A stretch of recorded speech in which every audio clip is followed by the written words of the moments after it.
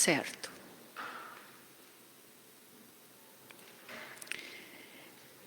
Então, como nós dizíamos, ao iniciarmos agora as nossas atividades, nós vamos elevar o nosso pensamento a Deus, ao Divino Mestre Jesus, aos bons espíritos que aqui se fazem presentes em grande quantidade, trazendo o auxílio, o reconforto, tudo aquilo de que necessitamos. Às vezes, com as dores mais profundas e silenciosas, nós chegamos aqui.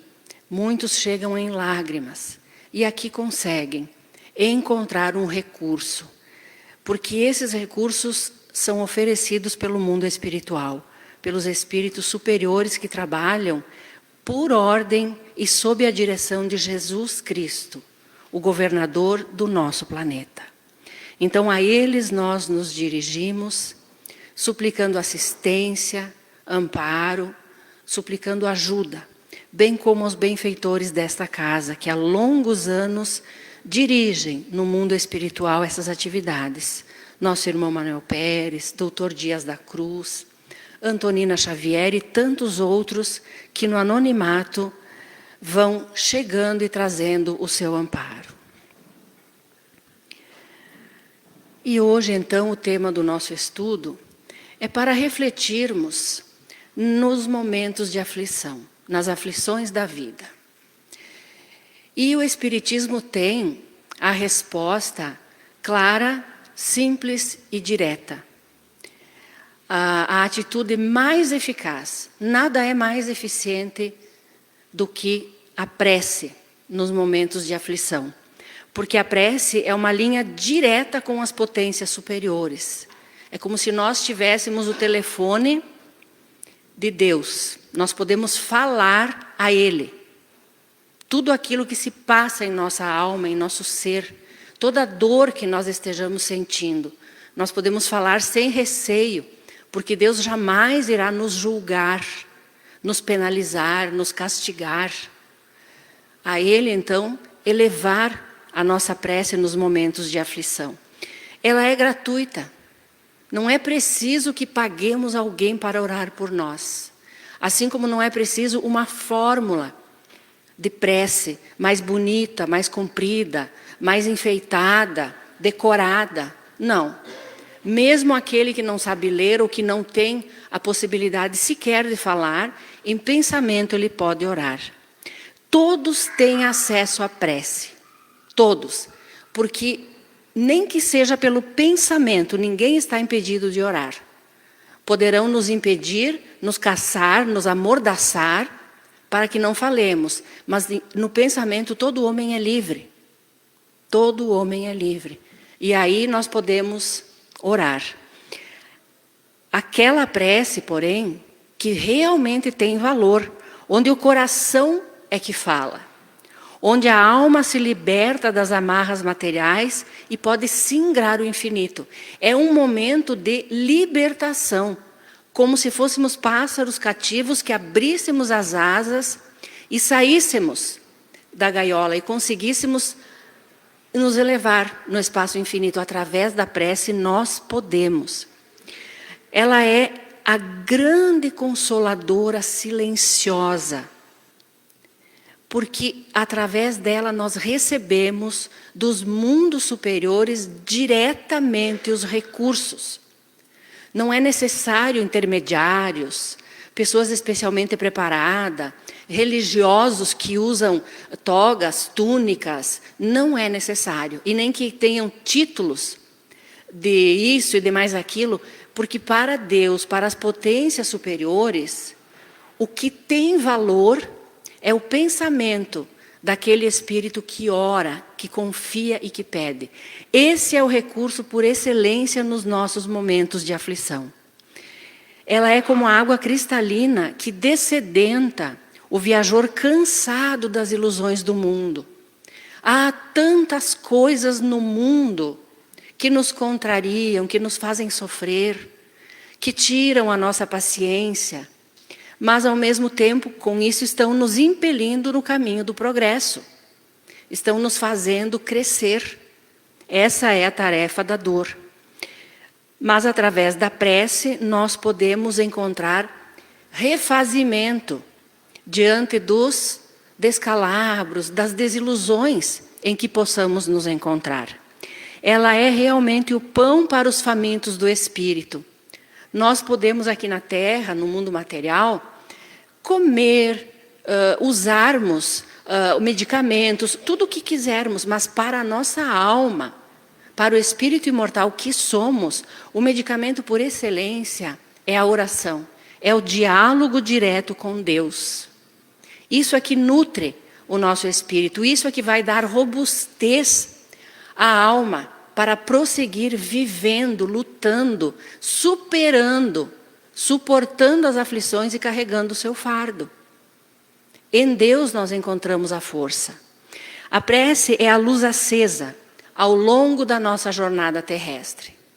É a luz acesa. Às vezes, não nos parece que nós estamos caminhando em plena escuridão, parece que nada faz sentido em casa, no trabalho, na sociedade.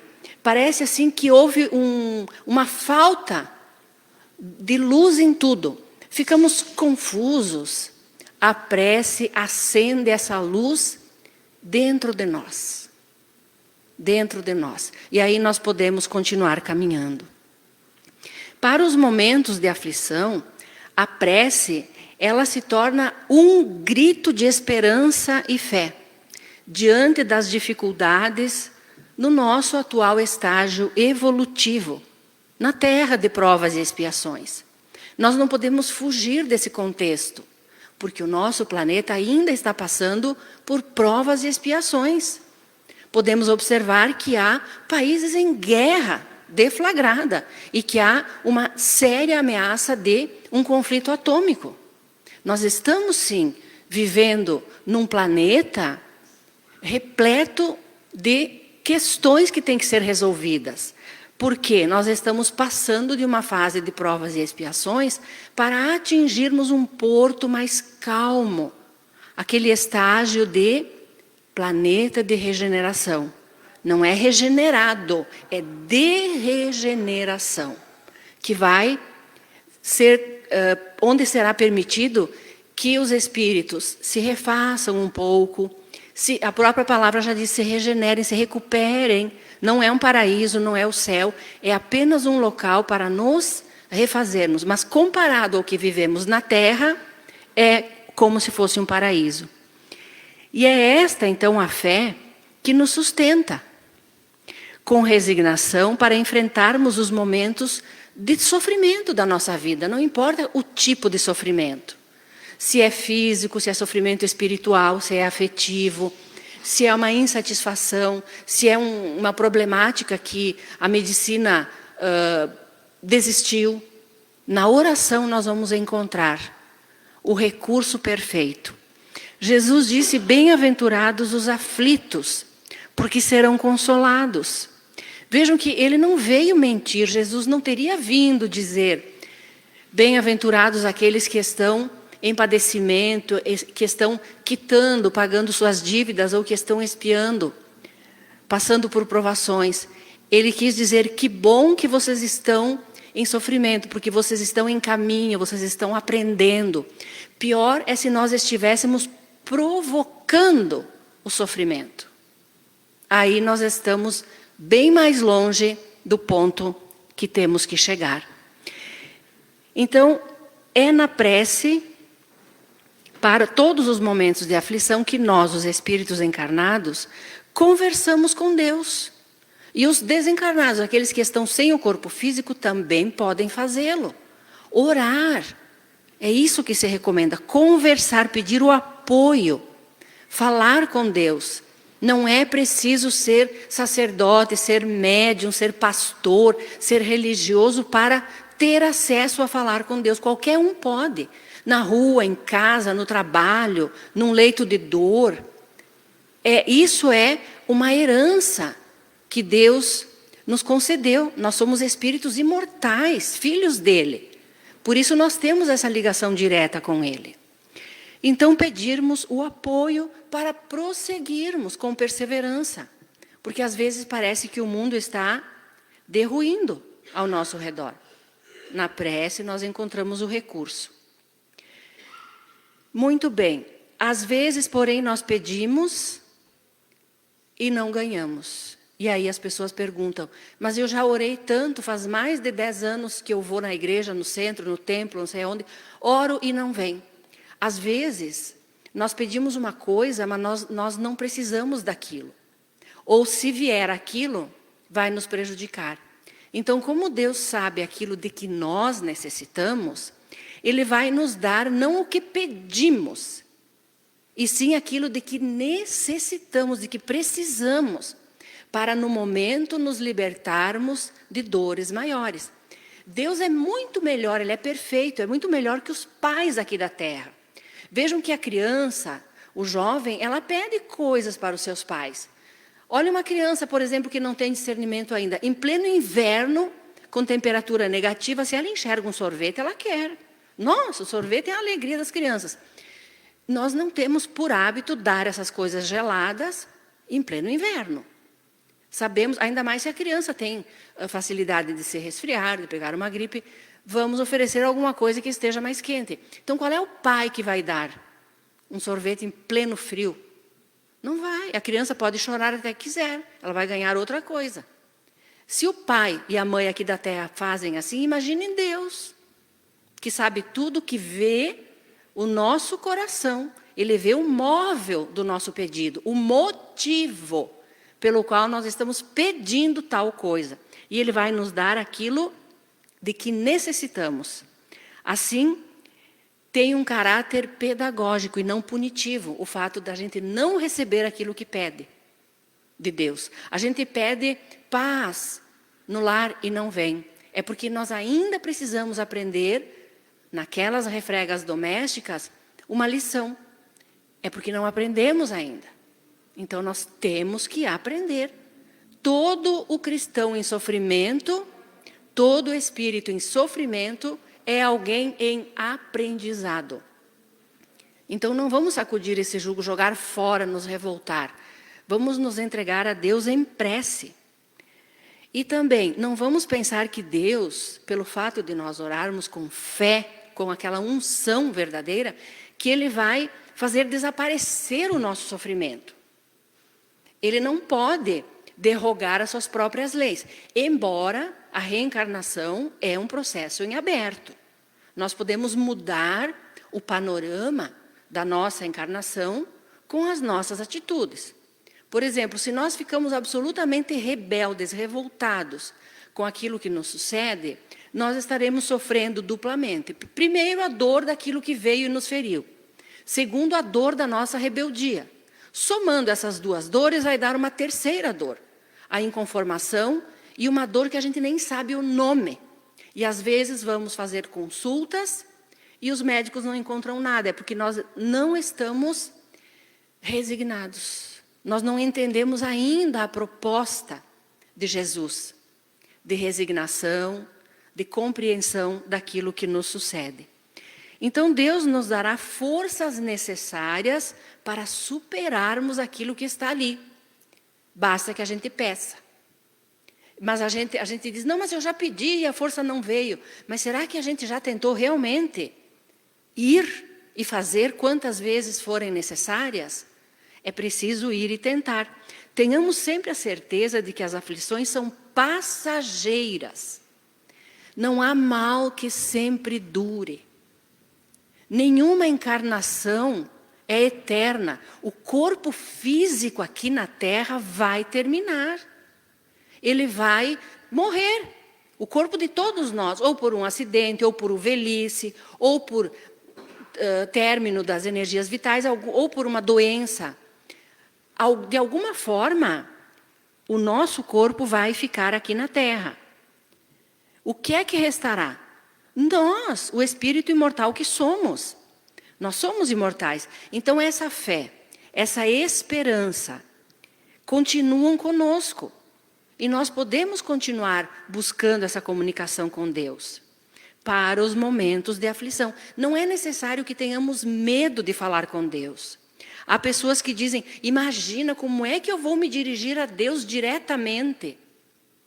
Eu que sou um grande pecador, eu que errei tanto, eu que já matei, que já isso, que já aquilo, que já desmanchei lares, como é que eu vou falar com Deus? Falando.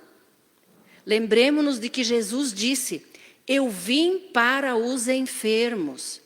Jesus não veio resgatar perfeitos, ele veio resgatar pecadores, se nós gostamos da palavra pecadores, ou seja, pessoas como nós que estão equivocadas, que estão desviadas do caminho certo. Por isso não precisamos ter medo de dizer a Deus, Deus, olha, eu errei, eu fiz isso, isso e mais aquilo. Agora eu estou muito arrependido, eu estou sofrendo muito, eu estou em aflições terríveis, me ajuda. É Ele que pode nos ajudar, é Ele, porque Ele não vai nos condenar e dizer, viu, bem feito, você fez tal coisa, agora o sofrimento é merecido. Não, Deus jamais vai nos condenar. Quem fala lá no nosso íntimo é a nossa consciência. As leis divinas estão inscritas, estão gravadas na nossa consciência. Então faz parte de nós somos criados assim, com esse banco de dados. Que quando a gente faz uma coisa errada para outra pessoa, a nossa consciência registra. Porque nós sabemos, lá no fundo dos nossos arquivos, aquilo que Jesus disse, fazei aos outros o que gostaríeis que vos fizessem. Então, quando a gente não faz, nós acusamos o erro. Não é Deus que vai nos condenar, nos castigar. Nós é que ficamos nos penalizando e nos perseguindo. Às vezes, num processo de autoflagelação desnecessário. O importante é, então, já que Deus não vai nos apontar, nos acusar, nos castigar, nos desvincularmos dessa questão de culpa. Não é culpa que nós temos, é responsabilidade. Então a pessoa se assume, eu sou responsável por N delitos. Isso eu vou pagando de acordo com a minha evolução. Deus não vai exigir de alguém que não sabe fazer alguma coisa, que faça. É como um professor universitário. Ele não vai lá no pré ensinar um curso de astronomia para os pequeninos, porque ele sabe que eles não têm condições ainda. Onde é que esse professor vai? Lá no curso universitário, na pós-graduação, no mestrado, no doutorado, porque ele sabe que lá o pessoal já estudou, vai entender. Deus é assim, Ele dá a conta gotas aquilo que a gente precisa. Aí a gente diz, mas é muito grande a minha dor.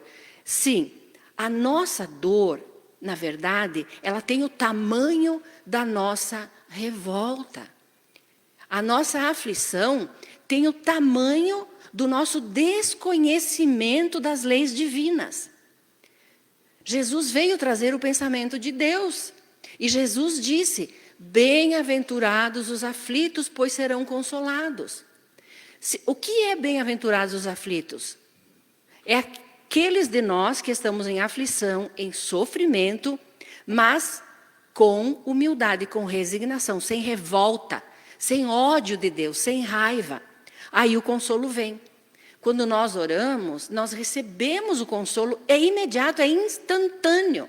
Agora, se nós oramos com ódio no coração, com raiva, exigindo de Deus uma punição para o nosso inimigo que nos prejudicou, nós não vamos sentir aquela sensação imediata de paz e de calma.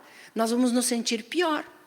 Porque desejar o mal, pedir a Deus que prejudique o inimigo, isso é contrário às leis divinas. Tudo que é contrário às leis divinas é o mal. Tudo que é de acordo com as leis divinas é o bem. Então, fazer o bem, faz bem, como se costuma dizer.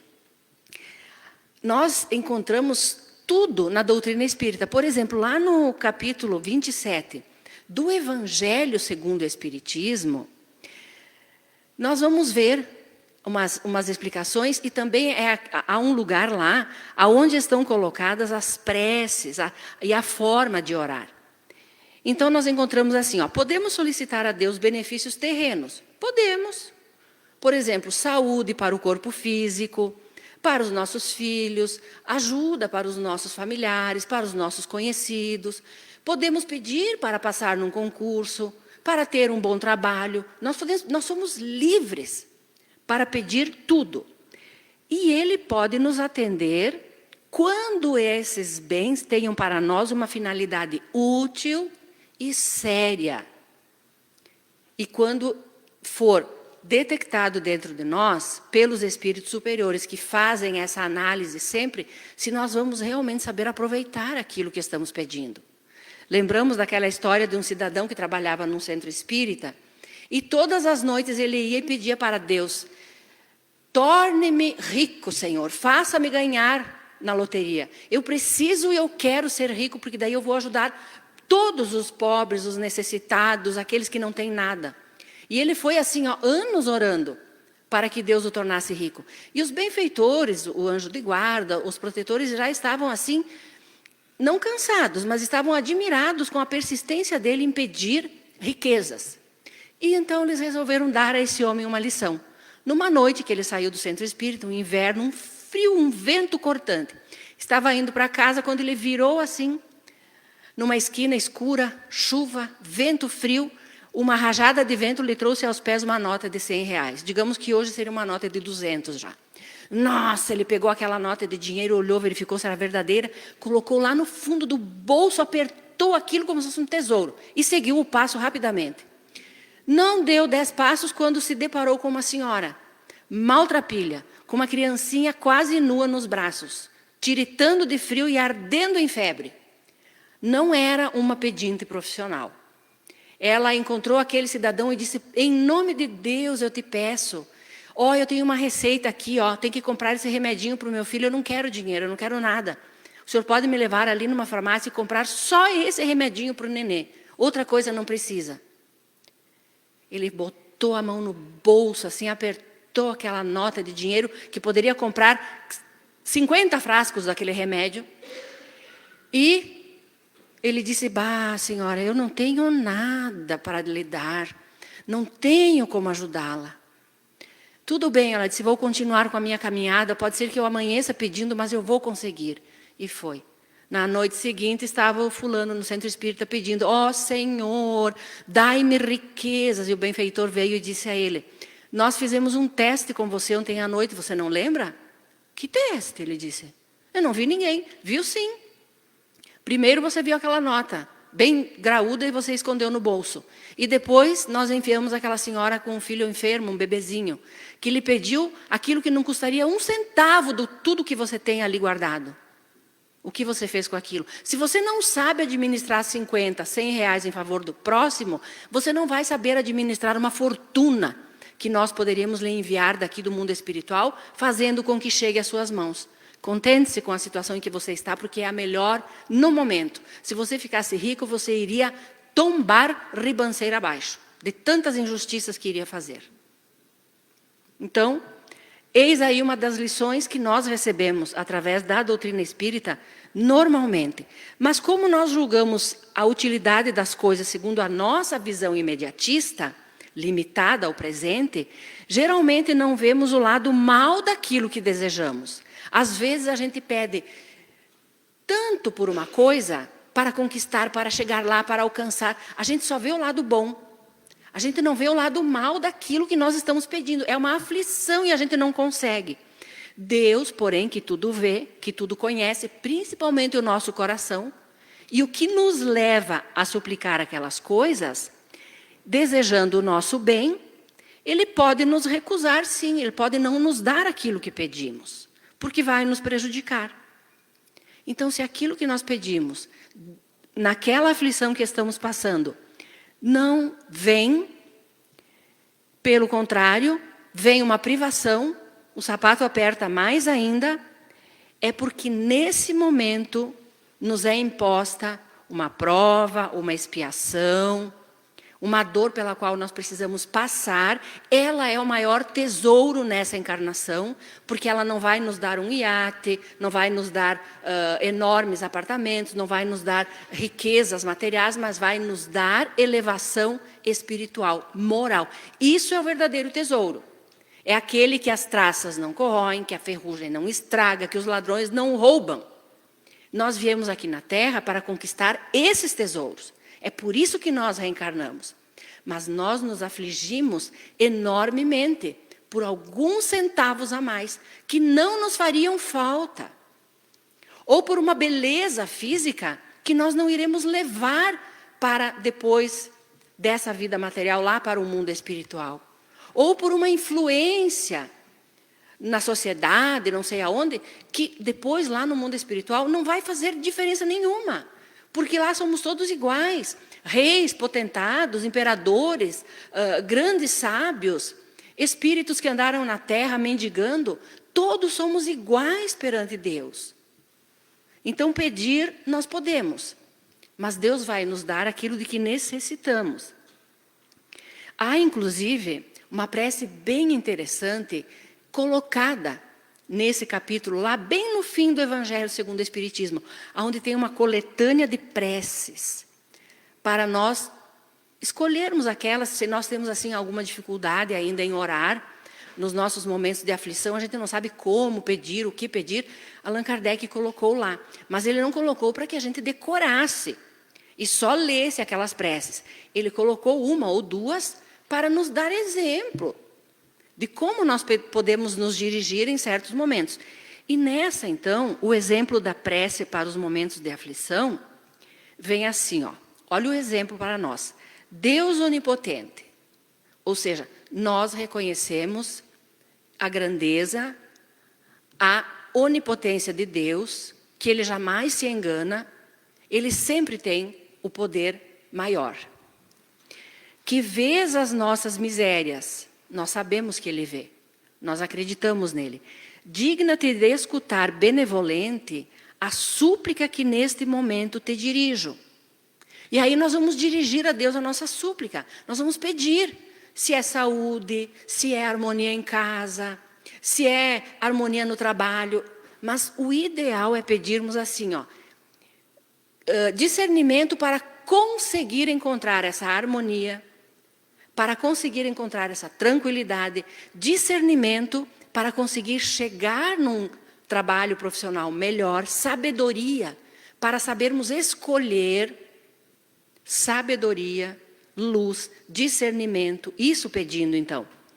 E ainda ele continua na prece, perdoa-me se não é justo o meu pedido, se é sem razão. Se é justo e conveniente, segundo as tuas vistas, ou seja, segundo as vistas de Deus, que pode sim ser justo e conveniente. Que os bons espíritos, executores das tuas vontades, venham então em meu auxílio, para que esse pedido seja satisfeito. Então vejam a sabedoria desses espíritos que ditaram essas preces. Pedirmos a Deus, se isso for da vontade de Deus, se isso não for nos prejudicar, se isso que nós estamos pedindo não vai aumentar a nossa aflição, ao invés de diminuir. Às vezes pedimos uma situação financeira mais tranquila, mais folgada, que vai somar endividamento e aflição na nossa vida. Nós nem imaginamos que a melhor prova para nós no momento é estarmos com os recursos financeiros limitados ou com as enfermidades que se estabeleceram no nosso corpo em função de necessários resgates, expiações, provações. A gente não tem noção. Mas repetimos, somos livres para pedir. No entanto, reconhecendo que Deus é quem vai decidir. Mas geralmente a gente termina a prece quando vê que dali a 2, 3 dias não recebeu, a gente diz, não adianta nada orar. Deus não escuta a prece da gente. Escuta. Os bons espíritos escutam sim. Como nós escutamos aquela criancinha pequena que pede sorvete com menos 5 graus, né? Uma criancinha que pede bebida alcoólica, porque ela vê que um adulto está tomando, e o pai não vai dar bebida alcoólica para um bebê. É claro que o pai vai saber tomar, um pai que tenha juízo vai saber tomar uma decisão e dar algum suco, alguma coisa nesse sentido. Então a gente deveria dizer assim, ó, se os meus desejos não forem atendidos, é que está nos teus desígnios de Deus experimentar-me e eu me submeto sem queixas. Então a gente pode pedir, mas reconhecer que está no poder de Deus nos dar ou não. Então que nós possamos, ele diz, que eu possa suportar sem desânimo, sem perder a minha fé, com absoluta resignação, a decisão que Deus me oferecer. Em qualquer situação em que nós possamos nos encontrar, nós vamos primeiro procurar os recursos materiais. Quando tem alguém doente em casa, nós vamos no médico, certo? Quando nós temos algum problema para ser resolvido, nós vamos lá aonde está a pessoa competente para resolver o problema. Sim, vamos no banco, no escritório do advogado, vamos no consultório médico, vamos lá para resolver. Se passarmos por todas as instâncias terrestres e nenhuma delas alcançou a solução, é porque isso está em instância superior. Instância superior não é lá na capital, é lá aonde vivem os espíritos de luz, lá nas mãos de Deus. Essa é a instância superior, está nas mãos de Deus. Então não adianta nós batermos no consultório, nos escritórios, nós irmos nos bancos, pedir mais empréstimo e coisas assim, obrigarmos com a pessoa porque ela não faz aquilo que a gente gostaria de receber, não vai resolver, vai piorar a situação. Quando a gente não sabe aonde está a solução, tenhamos a certeza, ela está lá nas instâncias superiores. Está sendo analisada pelos ministros de Deus, pelos emissários de Deus, por aqueles que cumprem a sua vontade. E depois, quando aquilo for decidido, então ele delega a esses seus ministros que venham até nós nos dar uma resposta que venha em nosso benefício ou que por enquanto não podemos receber. É como o Chico Xavier, ele estava com um problema sério e ele não estava aceitando muito. Vejam que Chico Xavier, o apóstolo do século XX, ele pediu ao Emmanuel que fosse até Maria Santíssima. Olhem bem, o Chico pediu que ele fosse... O Emmanuel já era um espírito bem iluminado, guia do Chico Xavier. Mas o Chico não estava contente com toda aquela bondade dele, ele estava sofrendo muito, ele estava passando por aflições insuportáveis. Vai até Maria, mãe de Jesus, Emmanuel, e me traz uma resposta, por favor. Emmanuel, então, com toda a sua bondade e paciência, foi conversar com Celina, que é, digamos assim, aquela que trabalha na antessala, a secretária direta de Maria Santíssima. E recebeu a resposta e veio. Foi até o Chico e o Emmanuel, e o Chico perguntou ansiado, veio para mim a resposta, o que é que você tem para me dizer que Maria mandou me dizer? Simples, Chico, Maria mandou te dizer que isto também vai passar. Normalmente era o que viria de resposta para todos nós. Mas a gente fica se debatendo, esperneando, a gente fica se debatendo como uma criança que se atira no chão, esperneia, fica se finando, como diziam antigamente, porque não ganhou um sorvete com menos 5 graus, numa temperatura muito fria. Não porque ela queria o sorvete. Vai passar. Essa vontade do sorvete vai passar. O inverno vai passar. Ela vai poder, no verão, ter os seus sorvetes à vontade. Então, não há mal que sempre dure. Não há mal-entendido que perdure. Como Jesus disse, não há nada encoberto que não venha a ser desvelado. Tudo aquilo que nós não sabemos, não conseguimos agora vislumbrar a solução, um dia nós veremos claramente. A gente às vezes diz, meu Deus, eu não consigo ver um palmo na frente do nariz. Olha que problemática toda que se abateu sobre mim, sobre a minha vida, sobre a minha casa, sobre o meu trabalho. Não tem para isso, não tem solução. É doença, é falta disso, é carência daquilo. Um dia vai terminar. Tem sim solução. Porque senão Deus não seria Deus.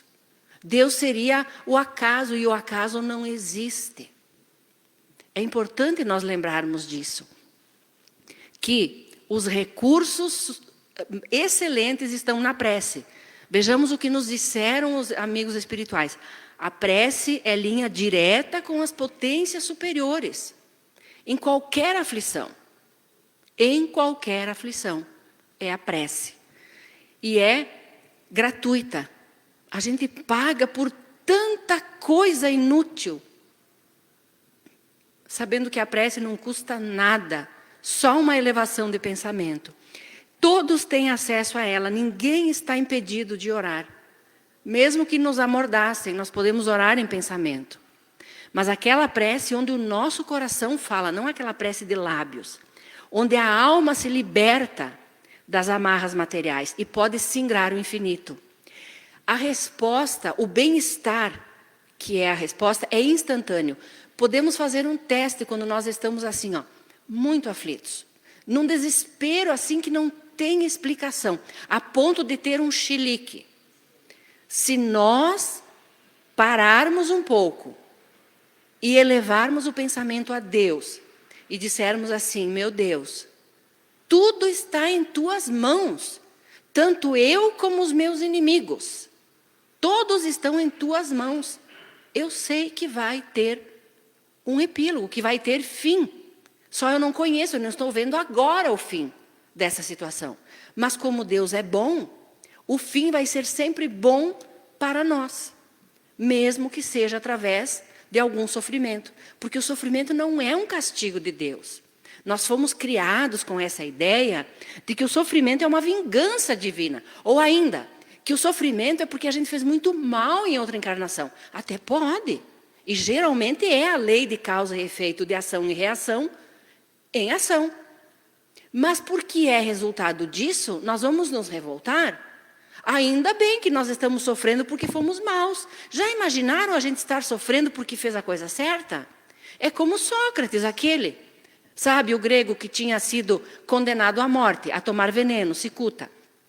Porque ele tinha sido difamado. Disseram que ele dava ensinamentos assim que pervertia a juventude. Ele foi perseguido, foi preso, foi condenado, ele estava lá na prisão.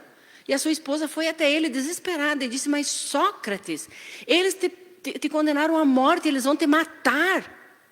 Ele respondeu, mas todos eles também já estão condenados. Ou você acha que eles vão viver para sempre? E ela disse, mas veja bem, você foi condenado. Você é inocente, Sócrates. Ele disse, e você preferia que eu fosse culpado? Não é melhor sofrer sabendo que é inocente? Passar por uma dor, por uma tribulação, sabendo que a gente não fez nada. Pelo menos nessa encarnação a gente olha para trás e não vê motivo. A gente diz, meu Deus, eu não entendo por que isso está me acontecendo. Eu nunca fiz mal para ninguém. Eu não prejudiquei, eu não persegui, eu jamais. E agora vem toda essa montanha de dor em cima de mim. Melhor é sinal que nós estamos quitando o carnê, quitando o débito. Ou nós gostaríamos de ser devedores, mais do que já somos? Não. Então vejam a lógica, é um raciocínio lógico, que só não entende quem não quer. Quem realmente tem preguiça de se debruçar sobre isso. Se a gente está sofrendo, olha para trás e viu que não prejudicou ninguém, que não fez nada desde que nasceu, para ter esse sofrimento, essa aflição imensa. A causa dessa aflição, com certeza, está em vidas passadas. Talvez muito, muito remotas. Então ela é justa. Porque tudo o que nos acontece é justo. Porque Deus é justo. Se ele fosse injusto, aí sim. Aí a gente poderia admitir e compactuar que coisas acontecessem para pessoas que não merecem, para espíritos que já evoluíram. Não. O espírito que já está lá, habitando nos mundos celestes ou divinos, ele já está liberado das encarnações materiais. Ele poderá reencarnar aqui na Terra em missão, para nos ajudar. Ele vem em missão, ele não deve mais nada. É assim que funcionam as coisas. Então, quando nós estivermos lá nos planos superiores, já livres de determinados problemas e sofrimentos, nós vamos entender, agora é difícil. Agora o exercício no momento de aflição é esse, de fé, de confiar em Deus. Conhecer a doutrina espírita ajuda muito, porque ela nos ensina que nós somos imortais, que nós não estamos vindo do nada, que nós tivemos milhares de reencarnações anteriores e que tudo tem um porquê, que nós estamos como imortais, indo para a luz. Ninguém vai fugir da felicidade, por mais que queira. Essa é a única fatalidade da qual ninguém foge. Mesmo que queira se atrasar por milênios, pode se atrasar, mas não vai fugir. Vai ser feliz. Deus nos criou para isso. Nem que seja quando nós estivermos cansados de sofrer. Então a doutrina espírita nos ensina isso. Não existe inferno. Ninguém vai para um inferno eterno que vai ficar sofrendo. Não existe. Assim como não existe um céu paradisíaco aonde vão aqueles que só fizeram o bem. Existe o mérito. Jesus disse: a cada um segundo suas obras. Essa frase é uma grande síntese da lei universal. A cada um segundo suas obras. Se nós estamos recebendo de acordo com as obras que fizemos, não nessa encarnação, mas em outras, então a lei é justa. Se nós estamos recebendo de acordo com as obras que fizemos nessa encarnação, também a lei é justa. O fato de nós não estarmos vendo o motivo da nossa dor, não significa que ele não exista. Assim como o fato de nós agora não estarmos vendo o sol lá fora em toda a sua pujança. A gente vê os raios do sol aquecendo a terra. A gente vai no sol e sente o calor do sol. Agora, você pode olhar diretamente a olho nu para o sol e vê-lo? Não, não podemos vê-lo. Então, mas nem por isso podemos negar que ele existe. Alguém poderia dizer: não, eu não acredito no sol porque eu não vejo ele. Eu não acredito no rádio porque eu não estou vendo as ondas que entram no rádio para estar ali tocando essa música e esse locutor falando. A gente está ouvindo a música, ouvindo o locutor, mas não vê a onda. Eu não acredito, então. Então você está ouvindo o quê? Ou assistindo televisão?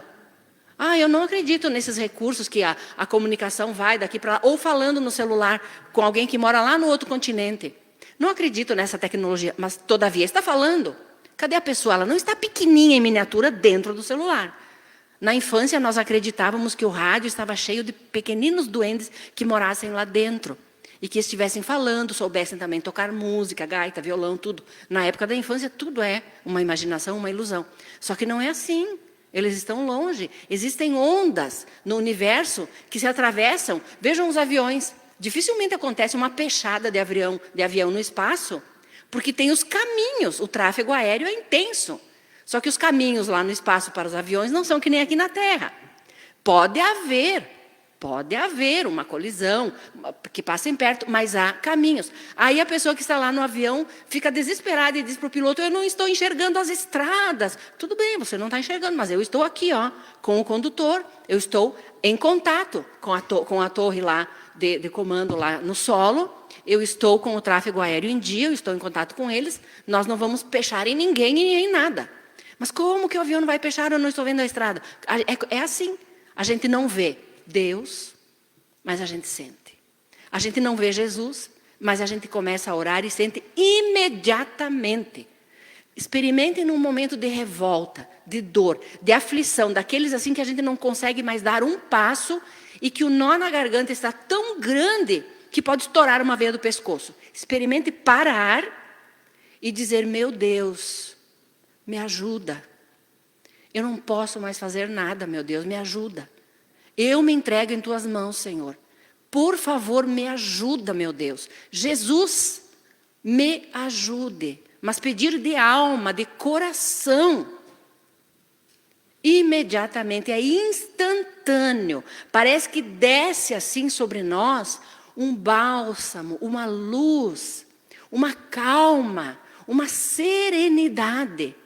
Vale a pena o exercício. Tentemos fazer isso. Pegar o evangelho, se tiver em casa, colocar sobre a mesa e fazer isso. Nós temos um exemplo tão lindo numa obra psicografada pelo Chico Xavier, intitulada Paulo e Estevão. É lindíssimo, uma história magnífica de Paulo de Tarso e da perseguição que ele fez sobre os cristãos, porque ele ainda não sabia que Cristo era o emissário legítimo de Deus. E havia então sido presa a família de Gesiel, que é o que foi depois batizado de Estevão. Ele e a sua irmã mais jovem, Abigail, estavam juntos numa sala, presos. E os romanos, que na época tinham o domínio sobre todos lá, estavam açoitando o velho, o pai deles. Mas de uma forma tão virulenta, de uma forma tão cruel, que ele começou a perder muito sangue e ele iria morrer. Era assim, eles não tinham direito, o povo escravo não tinha direito a nada, eles estavam sob o jugo romano. Quando o jovem, que depois foi batizado, se tornou cristão, Estevão percebeu que o pai dele estava desencarnando, ele olhou para sua irmã Abigail e disse: faz a prece que é de costume do nosso povo, Abigail, porque o nosso pai está morrendo, o nosso pai está expirando. Eles já tinham arrancado as unhas do pai dele, já tinham feito torturas horríveis, e aí já estavam batendo para matar mesmo. E ela então, chorando, ajoelhou-se e fez a prece a Deus. E essa prece é um hino de confiança em Deus. Vejam, ela estava orando ajoelhada na frente do pai que estava sendo morto e olhando para o irmão que estava prestes a ser condenado às galés perpétuas. Ele iria trabalhar aonde? No porão dos navios com aqueles remos, sabe? Antigamente que o navio não tinha nem motor, não sabiam que eu podia andar com a vela aberta e tocado pelo vento. Ele viveu anos tocando remos naqueles porões de navio. E ela orou então: Senhor Deus, Pai dos que choram, dos tristes, dos oprimidos. É para esse Deus que nós temos que orar na hora da nossa aflição. Fortaleza dos vencidos, consolo de toda dor. É sabendo de tudo isso que Ele é que nós vamos orar. Embora a miséria amarga dos prantos de nosso erro, deste mundo de desterro, clamamos por vosso amor. Nas aflições do caminho, na noite mais tormentosa, vossa fonte generosa é o bem que não secará. Olhem a fé. Sois em tudo a luz eterna, da alegria e da bonança. Nossa porta de esperança que nunca se fechará. Quando tudo nos despreza, no mundo da iniquidade, quando vem a tempestade sobre as flores da ilusão, ó Pai, sois a luz divina, o cântico da certeza, vencendo toda aspereza, vencendo toda aflição. Que fé, observando o pai morrendo e o irmão prestes a ser exilado. No dia da nossa morte, no abandono ou no tormento, trazei-nos o esquecimento da sombra, da dor, do mal. Sintamos a luz da vida, renovada e redimida, na paz ditosa e imortal. Então a prece dessa jovem Abigail é linda, não só pela beleza, mas pelo momento em que ela conseguiu fazer a prece, no momento de maior aflição, quando a maioria de nós perde os sentidos, se atira contra o adversário, se revolta contra Deus. A prece, meus irmãos, não é alguma coisa para ser usada, para ser exibida apenas nos nossos momentos de alegria, na forma de gratidão, ou para ser exercitada nos momentos em que nós estamos plenos e louvarmos a Deus. Não é apenas para isso. A prece é para pedir, sim. É para suplicar diante de Deus na hora da aflição mais amarga que nós pudermos conhecer. Essa é a finalidade da prece. É o remédio seguro. É o remédio certo. É o bálsamo. Não há nada, nada que supere. E nós temos isso de graça. Então, prece, meus irmãos. Prece, conversar com Deus. Não precisa ser longa. Não precisa ser decorada. As pessoas dizem, eu não sei rezar. Sabe sim. Todos nós sabemos pedir, meu Deus, me ajuda. Olha a minha dor, olha o fulano como está, olha meus filhos, olha isso, olha, meu Deus, quanto eu estou impedido de fazer tal coisa. Olha a minha revolta, meu Deus. Aplaca a minha ira, a minha revolta, a minha raiva, porque senão eu vou morrer de raiva e isso não é bom. Falarmos com Ele, Ele ouve. Ele ouve sim, muito mais do que nós possamos imaginar.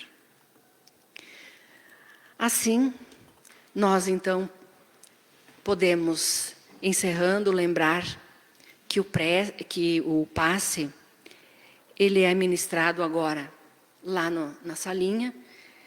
E aqueles, depois da nossa prece, que desejarem recebê-lo ou que tiverem o cartão, devem aguardar a orientação do recepcionista.